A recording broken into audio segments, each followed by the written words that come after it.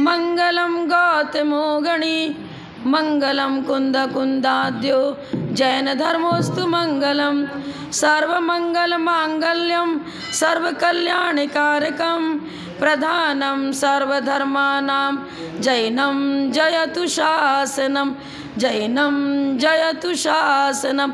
जय बोलो श्री अनंतानंत परम सिद्ध भगवान की, 1000 श्री शांतिनाथ भगवान की, परम पूजाचार्य श्री आदिसागर जी महाराज की, परम पूजाचार्य श्री शांति सागर जी महाराज की, परम पूज्य प्रथम गणनियारिका रत्न श्री 105 विजयमती माता जी की, जैन धर्म की, जिनवानी माता की,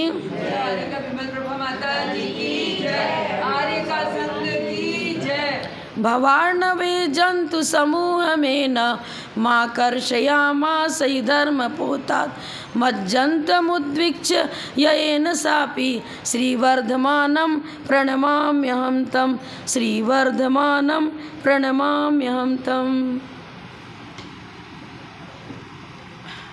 जैन धर्म एक ऐसा धर्म है जिसका संबंध मात्र किसी जाति विशेष से, देश विशेष से, समाज विशेष से नहीं है। एकेंद्रीय से लेकर पंचेंद्रीय तक सभी जीवों के रक्षण का उपाय बताना, सबके हित की बात बताना और स्थायी सुख की प्राप्ति का उपाय तो मात्र जैन धर्म से ही मिल सकता है, अन्य से मिल ही नहीं सकता। लौकिक सुख भी, उसका उपाय भी यदि हम चाहते हैं तो सही उपाय जैन धर्म ही सिखाएगा। पुण्य अर्जन करो, वीतराग परिणति बनाओ, स्वपर हित दोनों की भावना रहेगी तो लेशाओं की विशुद्धि से पुण्य का बंध होगा। वह निरतिशय पुण्य तो लेशाओं की विशुद्धि इतने मात्र से भी हो सकता है, लेकिन सात से पुण्य के लिए तो सम्यक दृष्टि ही होना चाहिए।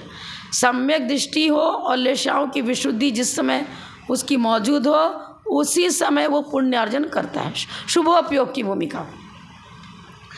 अब आचार्य ये बताते हैं, सब कुछ चर्चा तो दिन रात करते हो, पढ़ते हो, स्वाध्याय भी करते हो, लेकिन स्व की पहचान के बिना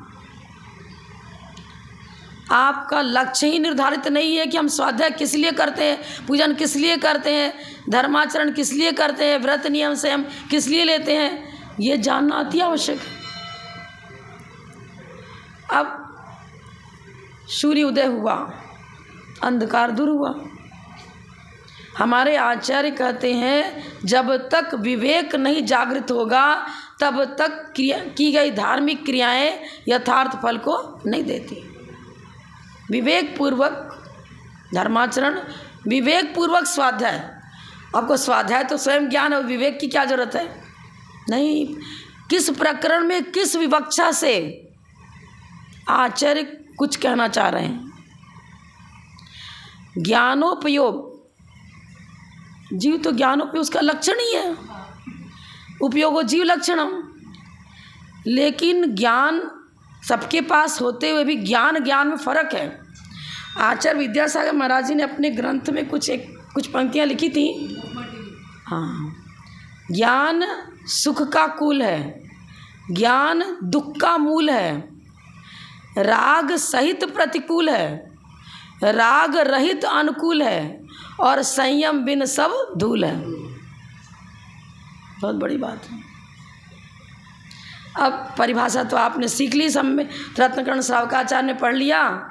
अन्यूनम अनतिरिक्तम याथा तथ्यम बिना च विपरीदात निसंदेहम वेद यदा उस्तज ज्ञानमागमिना। अन्यूनम अनतिरिक्तम, वस्तु का जैसा स्वरूप है वैसा ही समझना। जैन धर्म के अनुसार जो ज्ञान की परिभाषा है वो सबसे पहले ज्ञेय की चर्चा करेगा। वस्तु अनेक धर्मात्मक है, वस्तु सर्वथा नित्य नहीं, सर्वथा अनित्य नहीं, सर्वथा एक नहीं। आप सर्वथा मनुष्य हो क्या? त्रैकालिक मनुष्य थे, है और रहोगे क्या? नहीं। कर्मजन्य पर्याय है। जब तक बुद्धिमान आयु चल रही तब तक ये हमारी मनुष्य गति है। वर्तमान वाली तो इसी प्रकार व्याख्या होगी। आगे पुनः मनुष्य गति का आदि बंद हो गया, मनुष्य आयु गया, बंद हो गया, तो नवीन शरीर होगा। पर्याय क्षणिक होती हैं, मिटती हैं, बनती हैं, कर्मानुसार जन्म और मरण होता है। अब आचार्य बताते हैं कि फिर कौन सा ज्ञान उपकारी है और कौन सा ज्ञान उपकारी नहीं है। ज्ञानोपयोग तो सभी के पास है। अब हाँ आचार्य देखो, सूर्य उदित हुआ, यदि बादल है तो रोशनी कुछ न कुछ तो ढकेगी। हमारे ज्ञान को विकृत करने वाला तो है दर्शन मोहिनी, मोहिनी कर्म दर्शन, चाहे दोनों ही ले लो, मोहिनी कर्म वो विकृत करता है। और ढकता कौन है? ज्ञानावरण। बादल मतलब ढकने का काम किया, बादल ने सूर्य की रोशनी अवरुद्ध हुई, लेकिन ये हमारे जो ज्ञान रूपी जो, इसको सूर्य की तुलना दे दो, प्रकाश स्वपर प्रकाशक है, सूर्य भी स्वपर प्रकाशक है, ज्ञान भी स्वपर प्रकाशक है। अल्प ज्ञान का होना घातक नहीं है, लेकिन मिथ्यात्व सहित ज्ञान हालाहल विष का काम करता है। प्रवचन सार में लिखा है, मोहक खोह विहीनो, मोह और खोह से, क्षोभ से विहीन जो हमारा ज्ञान है वो सम्यक ज्ञान होगा। मोहक खोह विहीनो साम्य भाव, जब मोह और क्षोभ दोनों हट जाते हैं तब जीवन में साम्य भाव प्रकट होता है। मोहिनी कर्म हालाहल विष के समान काम करेगा। हालाहल विष मतलब जीभ पर विष रखा और तुरंत ही मृत्यु। हालाहल विष। क्षोभ क्या करेगा? नशा पैदा करता है।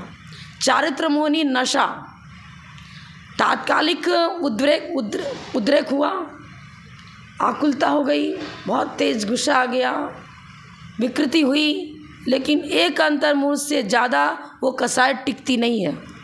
उदय की अपेक्षा से कोई भी व्यक्ति गुस्सा कर रहा है, कितना भी करे, एक अंतर्मुहूर्त उत्कृष्ट काल है, उसके बाद उसको विराम लेना ही लेना है, रुकेगा ही रुकेगा।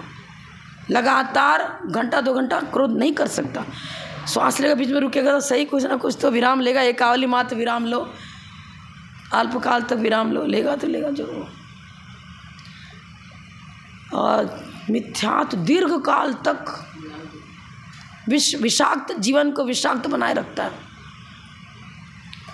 अब मैं आपको बताऊं, दर्शन मोहिनी जो है ना वो विकृति करता है और ज्ञानावरण हमारी ज्ञान शक्ति को ढकता है। ये 2 बात समझ गए आप? अब देखो, गंदा पानी है, कुएं से खींच के लाया, लेकिन कुएं का पानी सही नहीं था, गंदला सा था। क्या किया? निर्मली या फिटकरी, निर्मली का आता है ग्रंथों में नाम, निर्मली डाल दिया या फिटकरी डाल दो, घुमाया, धीरे धीरे नीचे गंदगी बैठ जाती है। अब क्या हुआ? अनादिकाल से तो मिथ्या ही ज्ञान रहा। अनादिकाल से कोई भी जीव सम्यक दृष्टि नहीं था, निगोद से ही निकला हुआ जीव त्रस्पर्या में आता है, फिर देशना लब्धि आदि अपना प्रसाद जागृत किया, समझन की प्राप्ति होती है। अब अनादिकाल से ये ज्ञान जो है ना हमारा मिथ्यात्व से मलिन रहा, और उस मलिनता को दूर करने के लिए निर्मली का काम कौन करेगा? फिल्टर्ड कौन करेगा? देशना लब्धि। देशना के साथ लब्धि लगा है। सुनना अलग चीज़ है, देशना लब्धि अलग चीज़ है, ये मैं बताना चाहती हूँ। सुन रहे हो प्रतिदिन, लेकिन एक्सेप्ट कर रहे हो क्या? वर्षा काल में वर्षा का जल तो सर्वत्र गिरा, लेकिन पथरीली भूमि पर गिरा, उपजाऊ भूमि पर गिरा, बंजर भूमि पर गिरा। जल तो मृदु है, अच्छा है। गुरु ने जो बात बताई आपको, धर्मोपदेश दिया, वो तो बिल्कुल वर्षा के जल के समान हितकर है। अब वर्षा का जल नीम के पेड़ पर गया था, कड़वा हो गया, नींबू के पेड़ में गया, वैसा स्वाद हो गया, गन्ने के खेती में पहुंच गया, मीठा हो गया। अब ये बात है, पात्र भेद से बहुत अंतर आ जाता है। ग्रंथ तो वही का वही है, समय सार, नियम सार, प्रवचन सार, अंतरण सार, वही का वही है, लेकिन ज्ञानार्जन करने वाले की भूमिका किस प्रकार की है? वो मात्र रट करके परीक्षा देना इसलिए स्वाध्याय कर रहा है, या कुछ इसलिए स्वाध्याय कर रहा है कि मेरा जीवन ऐसा बने जिससे रत्नत्रय की उत्पत्ति, वृद्धि, फलोत्पत्ति हो। किसान भी खेती करता है तो पहले भूमि को उर्वरा बनाएगा वो। यदि उसके अंदर चट्टानें जमी हुई हैं, पहले की खेती के बाद जड़ नीचे तक जमा हुआ, उसको हटाएगा। जो हटाने हेय पदार्थ हैं, जो खेती में बाधक चीज़ें हैं, उन सबको हटाएगा। और फिर हटाने के बाद जुताई किया, उसके बाद सींचेगा भी उसको, कुछ खाद वगैरह भी डालेगा, योग्य प्रोसेस करेगा ना। तब उस भूमि में गया हुआ जल, बीजारोपण भी किया, तब अंकुरित और पुष्पित होगी, फलेगा बीज, तब फलीभूत होगा। हमें क्या करना पड़ेगा? सबसे पहले एक श्रावक बनने के लिए जो भूमिका हमारे आचार्यों ने दी है, रात्रि भोजन नहीं करना, पानी छान कर पीना, रात्रि और भी जो अष्टमूल धारण करना, जमी का देव दर्शन करना, जमी कंद आदि का प्रयोग नहीं करना, शील, संयम, सदाचार, शिष्टाचार, ये लौकिक दृष्टि से जिसको हम धार्मिक कहते हैं कि व्यक्ति धार्मिक है, रात्रि भोजन नहीं करता है, माने व्यवहार ने की भूमिका से जो शील, संयम, सदाचार जीवन में रहना चाहिए, वो तो कम से कम आवे। अष्टमूल गुण धारण करना, मध्यमांस मधु का त्याग, 5 उदंबर फल का त्याग। अभी तो ट्रायल पीरियड में हम मोक्ष मार्ग के लिए अभी भूमिका जमा रहे हैं, और भूमिका ही नहीं जमी तो क्या मात्र देव दर्शन करने से आचरण बिल्कुल नहीं सुधरा? रात्रि भोजन भी कर ही रहे हैं, जमी कंद खा ही रहे हैं, न्याय नीति कुछ भी नहीं है जीवन में, शील, संयम, सदाचार कुछ भी नहीं है। अब पथरीली भूमि पर देखना तो गई, सुना तो सही, कुछ लाभ हुआ क्या? 8 मूल गुण धारण किए बिना हम श्रावक भी कहलाने के अधिकारी नहीं है। श्रद्धावान, विवेकवान, आचरण क्रियावान, क्रियावान होना चाहिए। तो अपने आचरण को थोड़ा थोड़ा तो सुधारने, हम कह रहे ठीक है, कर जमाना ऐसा है, हमारा बनता नहीं है, हमारे परिवार में इस प्रकार की नई व्यवस्था बन पा रही है, सर्विस वाले हैं, पर भावना तो कुछ तो हम बना सकते हैं भाई, ऐसा थोड़ी कि नहीं कर सकते। अकाट्य नियम है तो पालन करता है, भले ही रखा हुआ भोजन कर लेगा, जीवा इंद्रिय को जीतेगा, नहीं खाएगा।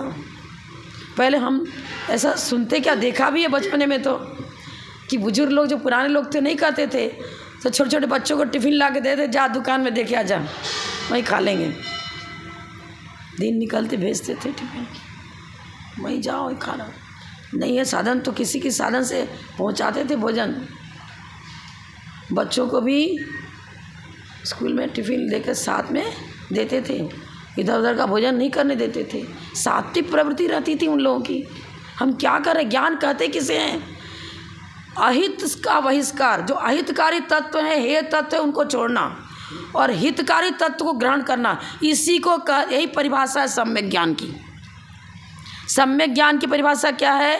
हित की प्राप्ति और अहित का परिहार कराने का जो मेथड है, इस विधि का नाम ही ज्ञान है, सम्यक ज्ञान है। येन तत्वं विबुध्यते, येन चित्तम निरुध्यते, येन आत्मा विशुद्धते, तज ज्ञानम जिन शासने। जिन शासन में ज्ञान किसको कहा? समय सार रट लिया, प्रवचन सार रट लिया, वक्तव्य अच्छा कर रहे हैं,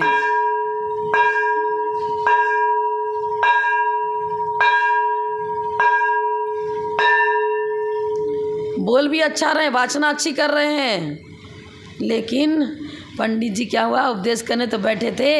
अब उन्होंने एक दिन प्रवचन में बताया था कि बैगन बहुत अशुद्ध होता है, अभक्ष्य होता है, नहीं खाना चाहिए, और बैगन की खाते थे वो स्वयं, लेकिन प्रवचन में तो वही बोलना पड़ेगा, शास्त्र में लिखा है, बोला। अब घर गए, अब लड़की तो सुन कर गई थी, उसने तो बैगन की सब्जी बनाई ही नहीं, चिल्लाने लग गए, आज क्या हो गया, गड़बड़ कैसे किया?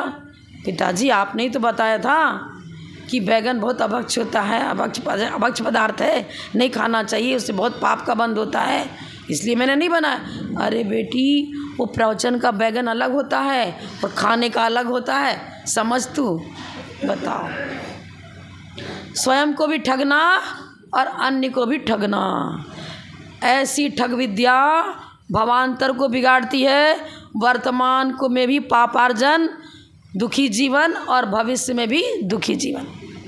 ये न तत्वम विबुध्यते। लौकिक शिक्षण अनिवार्य है, लेकिन उससे भी अधिक अनिवार्य आध्यात्मिक शिक्षण है। स्व को जानना, अपने जीवन को फिल्टर्ड करना।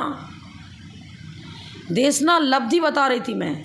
लब्धि मतलब मन वचन काया की एकता पूर्वक उस सिद्धांत को स्वीकार करना, अपने जीवन में साकार करना, घटित करना, प्रयोग में लाना। कुछ नहीं तो 2%, 5%, 10% कुछ तो लाएं, अपने जीवन में लाने का प्रयास तो करें। फेल तो नहीं करें, पास मार्क्स तो ले आए कम से कम। ये न तत्वम विबुद्धते, निज आत्म तत्व का बोध जिससे होता है। मात्र शाब्दिक चीज़ को नहीं पकड़ना, शब्द से रट गए, श्लोक रट गए, ऐसा नहीं। एक उदाहरण से समझ में आ सकता है आपको। डॉक्टर के पास गए, शीशियों में दवाई दे दी उन्होंने, उसमें लेवल लगा था, चिट लगा था, ये अमुक दवा है, इसमें ये चीज़ें हैं। अब क्या हुआ, लेवल को उखाड़ा और घोट कर पी गए। लेवल को उखाड़ा और घोट कर पी गए। अब कैसा कोई करता है क्या? अरे सोचो, ये दृष्टांत में क्या किस लिए दे रही हूँ? ये लेवल रट गए, रोग दूर हुआ क्या? रट गए। सम्यक ज्ञान किसे कहते हैं, सम्यक दर्शन किसे कहते हैं? हाँ, वैद्य जी ने दवाई बताई थी, वो रट गए और रटा ही नहीं, वो लेवल को उखाड़ के पी लिया, पर शब्द को, जिसमें शब्द रचना थी, उस कागज़ को ही तो घोट के पिया तुमने। ये कागज़ ही तो है, इसको घोट रहे हो, रट रहे हो, पिट रहे हो, सुना रहे हो, पढ़ रहे हो, रोज बाँच रहे हो, पर लेवल को घोट कर पीने से चिट लगा तो रोग मिटा क्या? नहीं मिटा। स्वाध्याय, स्व की पहचान, स्व आत्मनिरीक्षण, आत्म परीक्षण, आत्म संशोधन नहीं हुआ तो स्वाध्याय व्यर्थ, कुछ भी नहीं हुआ। स्व की पहचान, और स्व को पहचाना ही नहीं, फिर हे तत्व को हटाना, जो जो हमारे जीवन को बर्बाद करने वाली चीज़ें हैं, नरक निगोद में ले जाने वाले पाप की क्रिया है, उनको छोड़ना। प्रैक्टिकल नहीं तो मात्र थ्योरी क्या करेगी, यही मैं बताना चाह रही हूँ।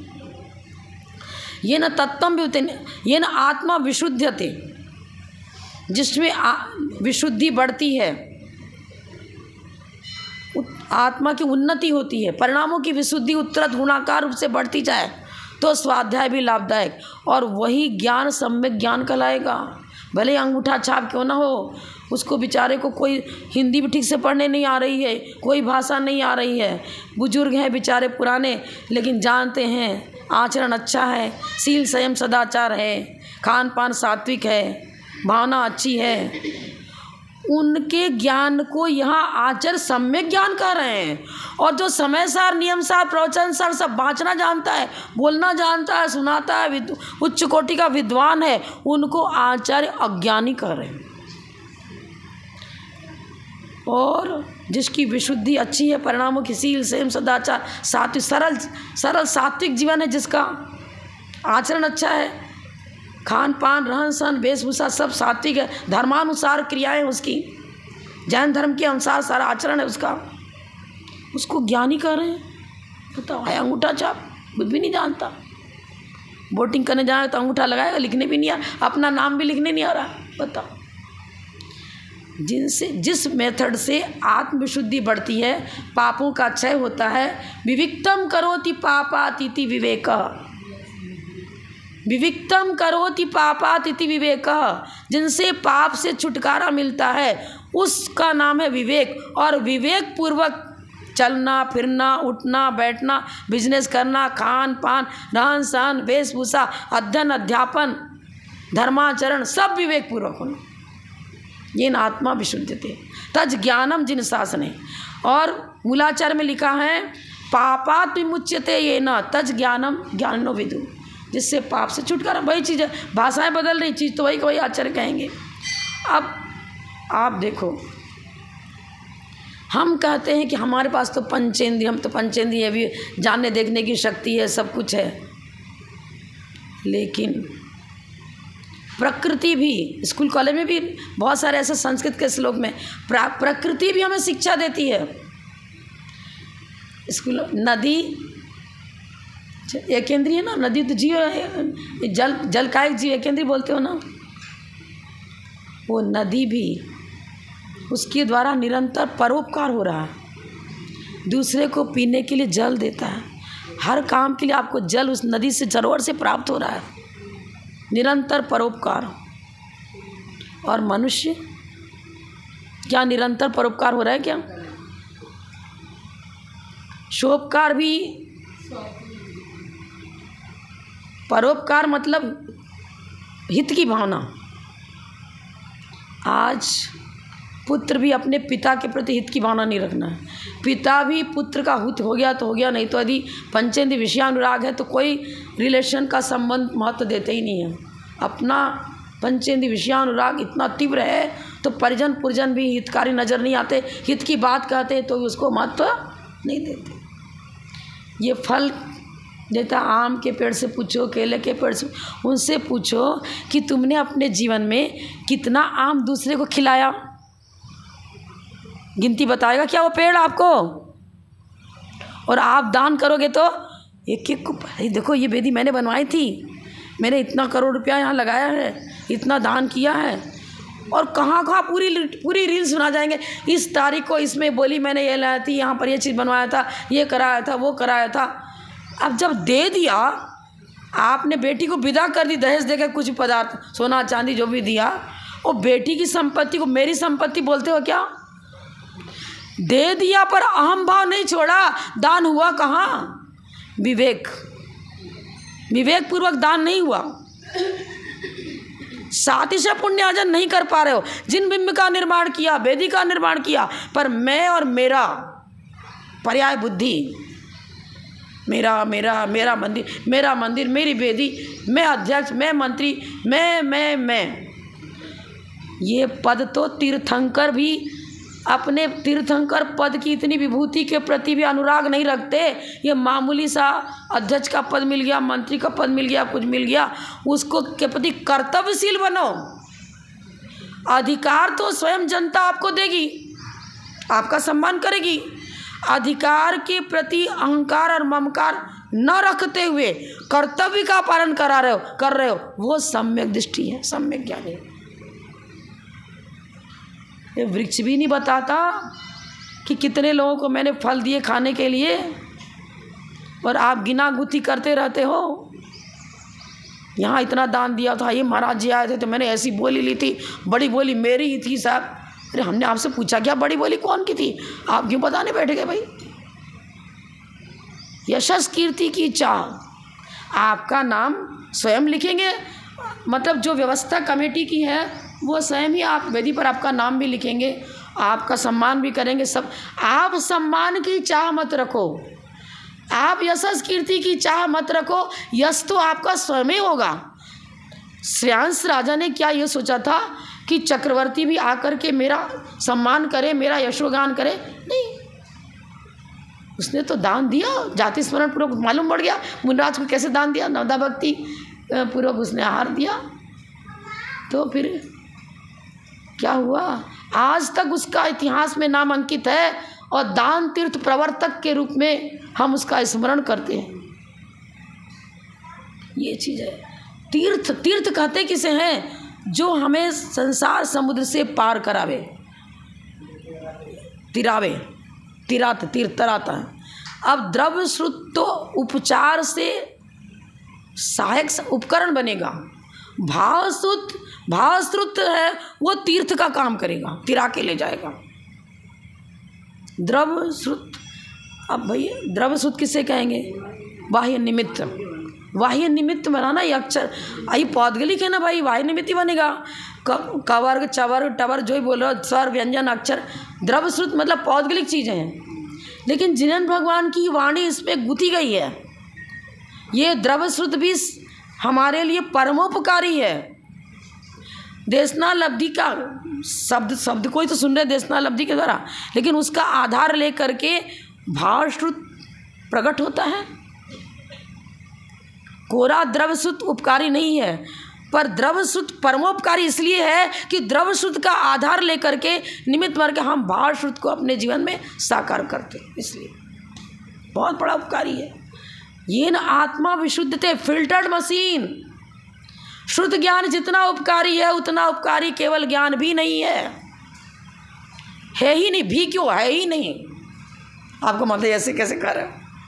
अरे यार ग्रंथ खोल के देखो, 5 ज्ञान में मात्र श्रुत ज्ञान को स्वार्थ और परार्थ 2 प्रकार का बताया गया। स्वार्थ माने अनुभवात्मक, परार्थ माने दूसरे का भी हित करने वाला। केवल ज्ञानी तो उनकी जो दिव्यधनी कीर्ति है, केवल ज्ञान शब्द रूप नहीं होता, अनुभवात्मक है, अनुभवात्मक है। अवधि ज्ञान, मना परे ज्ञान, केवल ज्ञान, मति ज्ञान भी अनुभवात्मक है। द्रव्य श्रुत ज्ञान में शब्द रचना होगी, द्रव्य श्रुत द्वादशांग रूप जीवन जिनवानी श्रुत ज्ञानी तो है, वो परमोपकारी है। आपका दिव्यध्वनि कीर्ति है, ओंकार रूप दिनध्वनि, वो भी तो शब्द ही है, ध्वनि है ना, वो भी तो शब्द ही है। केवल ज्ञानी तो पर दृष्टि डालते ही नहीं है, नासा दृष्टि है और अनुभव मात्र आत्मानुभव, मात्र आत्मानुभव है। वो ऑटोमेटिक उनके द्वारा दूसरे का उपकार हो जाता है, वो प्रयत्न पूर्वक दूसरे का उपकार नहीं करते। निरीवृत्ति से परोपकार, निरीवृत्ति से विहार, निरीवृत्ति से ही दिव्यधनी कीर्ति है। और जो समोसरण में गूंगे बोलने लगते हैं, बारे में सुन, सब उनकी बाह्य निमित्त इतना स्ट्रांग है कि उपादान को जागृत कर देता है और पाप प्रकृतियाँ पुनरुप पणमन कर जाती हैं।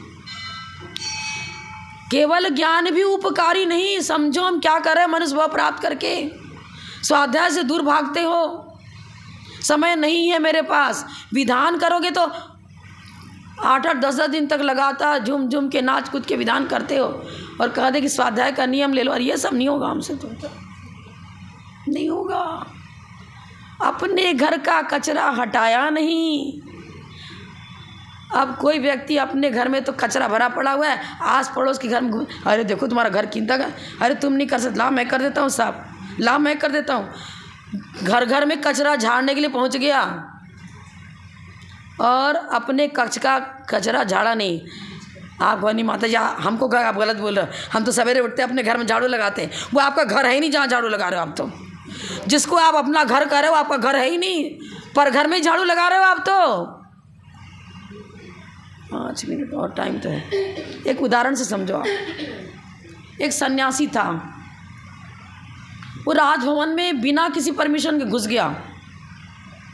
ये जैन धर्म के दूसरे ग्रंथ के अन्य जो साधुगण होते हैं, जैन धर्मावली साधु की नहीं करी, वो तो ऐसे घुसते हैं किसी घर में। अन्य मतलब सन्यासी बोला ना मैंने, दूसरे अन्य धर्म विधर्मी साधु। अब राजा का अहंकार ममकार उसको दूर करना था, घुस गया। लोग बहुत रोक रहे हैं पर उस साधु से सब डरते हैं भाई, दरबान भी डरता, और ये तो बड़ा तेजस्वी है, अब कैसे इसको रोकूं। अरे रुको रुको, नहीं राजा परमिशन लेना चाहिए। कुछ नहीं, मैं साधु हूँ, मेरे लिए कोई परमिशन की आवश्यकता नहीं। गया और ये राजा के कक्ष में, जो उसका शयन कक्ष था, उसमें जाकर के उनके रत्न पलंग पर आसीन हो गया वो। तो अब सूचना तो गई राजा के पास, राजा क्रोध में आ गया, क्या होता है, फकीर है तो क्या हो गया, इतना गंदा सा ड्रेस है, ऐसा बाल वाल सब बिखरा हुआ है, शरीर पर पूरी गंदगी लिपटी हुई है, ये मलेच्छ व्यक्ति हिम्मत कैसे करता है मेरे पास आने का, राजभवन में और मैं राज कक्ष में आने का हिम्मत किया इसने। वो कहता है ये राजकक्ष तो है ही नहीं, आप कैसे कहते हो राजकक्ष है, राजभवन है, ये धर्मशाला है। धर्मशाला में तो कोई भी यात्री आते हैं, टिकते हैं, जाते हैं, धर्मशाला तो है, आप मुझको क्यों ऐसा बोल रहे हो। अरे तेरे को धर्मशाला दिख रहा है, राजभवन है, देख तो क्या चाहे धर्मशाला होते, धर्मशाला है, कैसे धर्मशाला, सिद्ध कर दो। अच्छा सिद्ध करना है, ये बताओ आपके पिताजी कहाँ रहते थे। अरे यहीं रहते थे राजभवन में। कहाँ है वो, तो स्वर्ग में चले गए। उनके दादा और पितामह कहाँ थे, उनके पिता कहाँ थे, आए गए, टिके गए, टिके गए। धर्मशाला में क्या होता है, तात्कालिक कुछ समय तक टिकते हैं और चले जाते हैं, पर ये शरीर भी चोला कहते हैं इसको भी, इसको घर कहो तो अभी भी टिकाऊ नहीं है, ये मकान कहो तो जब आयु पूरी हो जाएगी तो छोड़ के जाओगे ही जाओगे। सब धर्मशाला है, ये शरीर को इस निवास स्थान के ये भी धर्मशाला हो गई, ये भवन हो गया, एक तो शरीर भवन है, मकान है, इसके अंदर रहने वाला जीव उसको कहेंगे मालिक जीव। अब निश्चय ने से तो कहो तो आत्म प्रदेश जो है ना वही मेरा निवास स्थान है, वही आत्म कक्ष। आत्म कक्ष में बुहारी कब लगाई आपने, इसको रिगड़ रिगड़ के साफ किया, सजाया संवारा, पर घर को ही वही सफाई कर रहे हो, रोज झाड़ू लगा रहे हो। अंत कक्ष में भव का इकट्ठा किया हुआ क्रोध मान माया लोभ राग देश कचरा अंत कक्ष को साफ कब किया। साफ करने के लिए यहाँ आते हो पर विधिवत साफ नहीं कर पाते हो। जलम निरुपामिति स्वाहा, एक कलश से दूसरे कलश में जल डाल दिया, हो गई सफाई क्या, जमजरा मृत्यु सब नष्ट हो गया क्या, क्यों नहीं हुआ। आलम्बन सही है, आलम्बन के बिना काम नहीं होगा, पर मात्र आलम्बन कुछ नहीं कर पाएगा। निरुपामिति स्वाहा, क्यों, अपने मंत्र का भी तो अर्थ बताओ। निरुपामिति स्वाहा का अर्थ क्या होगा, बताया था क्या एक दिन, मैंने नहीं बताया आप लोगों को। मैं हर जगह जहाँ भी जाती हूँ बताती जरूर हूँ, क्योंकि पूजन सभी करते हैं। बताओ निरुपामिति स्वाहा का अर्थ। नष्ट हो जाए। और हम तो शब्द कौन से डिक्शनरी में निरुपामी का अर्थ नष्ट लिखा है, बताना, कोई भी डिक्शनरी खोल के देखो। नहीं मतलब ही निकल, हम तो शब्द का निरुपामिति स्वाहा। थोड़ा बहुत संस्कृत व्याकरण तो पढ़ा ही है, पुराने लोग सब पढ़े रहते हैं। पढ़ती पढ़ता पढ़ंती पढ़सी पढ़ता पढ़ता पठामी पठावा पठामा वपति वपता वपंती वपसी वपता वपता वपामी वपावा वपामा। नि मने निशेष, मन वचन काय कृत कार्य तन्मोदना 9 कोटि का योग, ये नी शब्द का अर्थ हुआ। वपामी, रत्नत्रय के बीजारोपण करने के लिए हे वीतराग प्रभु मैं यहाँ पर आया हूँ। अपने अंत कक्ष में रत्नत्रय का बीज डालने के लिए यहाँ आया हूँ। बाह्य निमित्त किसान बनता है,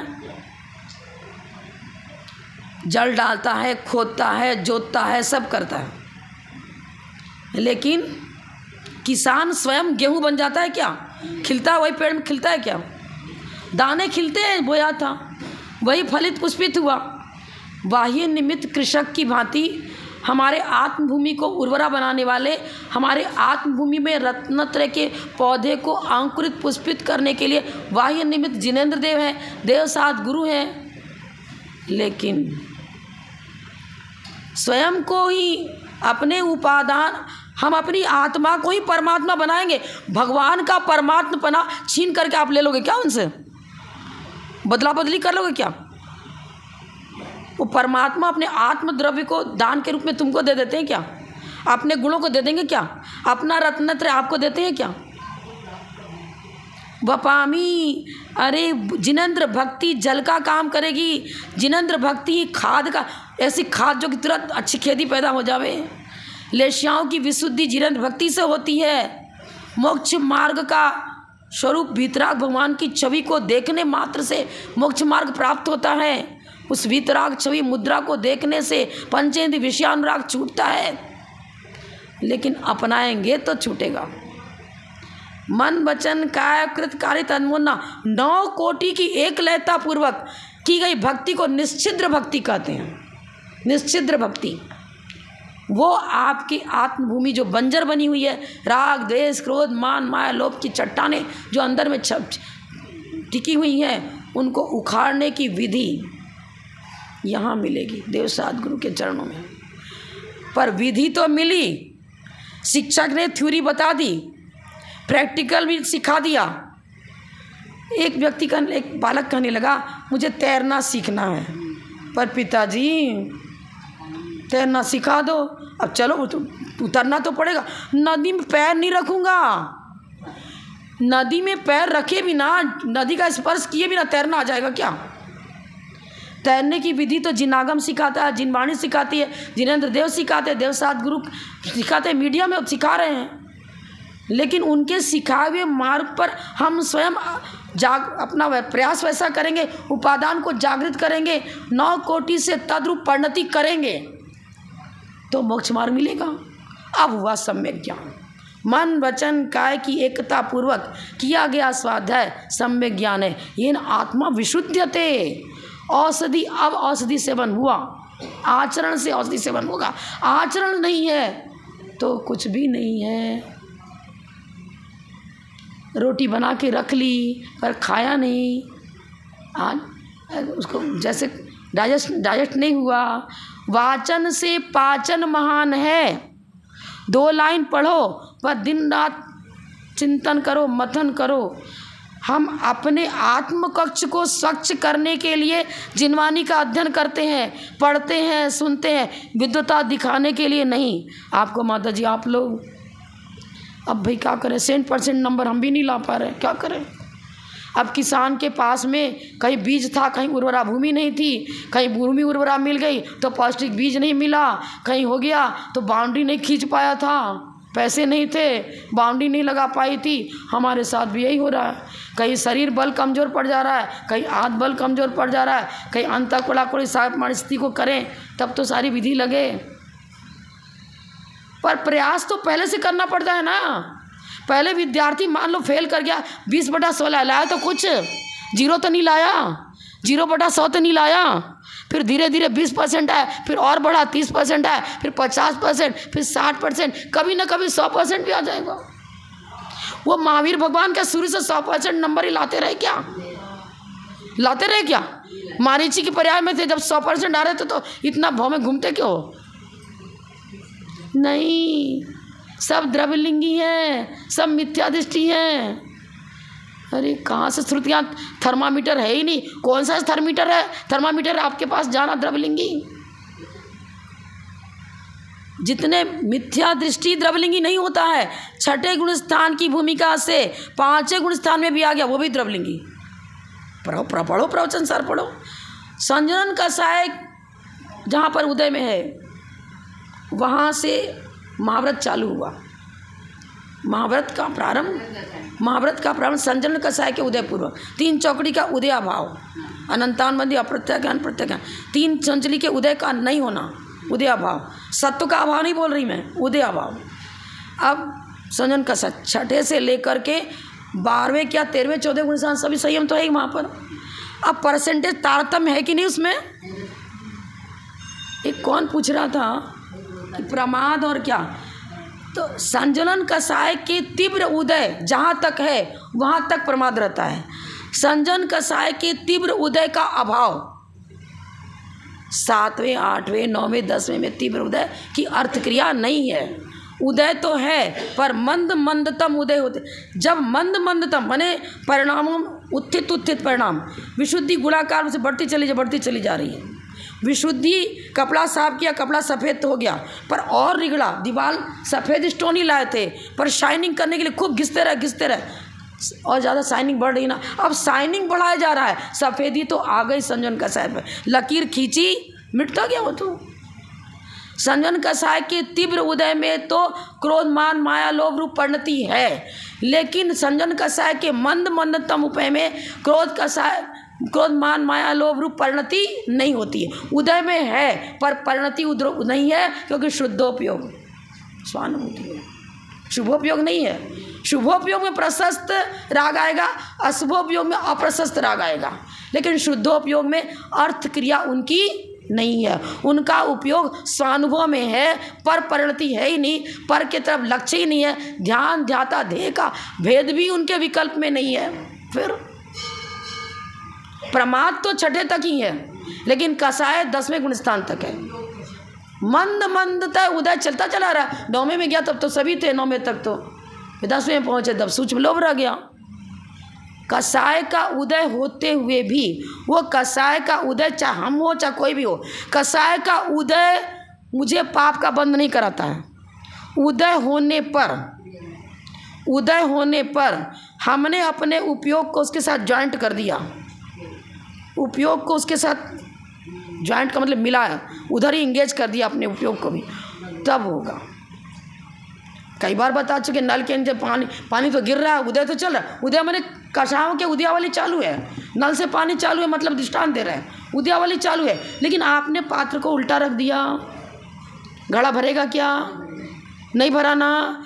पात्र को उल्टा रख दिया, विषयानुराग के विपरीत, विषयानुराग से विरुद्ध हमारा उपयोग तो विषयानुराग में है ही नहीं, पंचेंद्रिय विषयाकांक्षा यदि जागृत नहीं है तो हमने अपने पात्र को उल्टा रख दिया, आश्रय और बंध नहीं होगा, नहीं कह सकते, लेकिन हमारे को संसार की वृद्धि में कारणभूत कर्म नहीं आएंगे।